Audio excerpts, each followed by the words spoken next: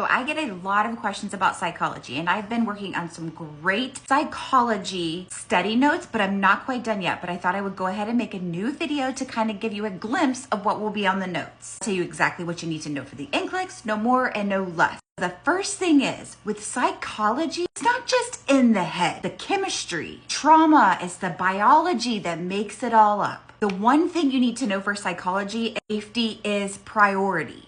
First disorder I'm going to go over is schizophrenia. This is when the brain plays tricks. It is a dopamine overload. The brain can't tell what's real versus what's fake. You can kind of think this is like TV static of thoughts. I went over this in a previous video, so I'm not going to go into detail about that. Check that video out or grab the notes. Positive symptoms are going to be your delusions, your hallucinations, and your slurred speech. Negative symptoms are going to be things that you take away. Flat affect, no joy, have no motivation. You are treating with antipsychotic medications. These are going to calm that dopamine storm in the brain. Your typical medication is your haloperidol, but this can cause EPS, extraparietal symptom. Atypical, going to be your risperidone, clozapine. These are less likely to cause EPS. For your schizophrenia, you always have to keep them safe. Never allow them to be in the room by themselves if they are manic. Don't argue with them and validate their feelings, and keep it simple. Not a lot of stimuli. No busy rooms. I like to remember schizophrenia, like therapeutic communication, is this mnemonic: real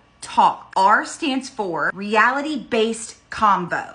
E stands for ensure safety. A stands for avoid arguing. L stands for limit the noise or stimuli. That's how I remember the therapeutic communication for schizophrenic. When a patient is on haloperidol, you need to monitor their labs for their WBC and their LFT levels. For clozapine, the side effects can be low WBC, so they're at a risk for infection. Make sure that their WBC count is between 5K and 10K. For risperidone, monitor for weight gain or diabetes. So you need to monitor their glucose and their lipids. For depression, this is a low serotonin problem. They have low mood, low energy, low interest in life. And the symptoms are going to be fatigue, sleep issues, guilt, suicidal thoughts, have appetite changes. They can't concentrate. Your interventions are going to be ask them directly, do you feel suicidal? Are you having suicidal thoughts? To ensure their safety, do they have a plan?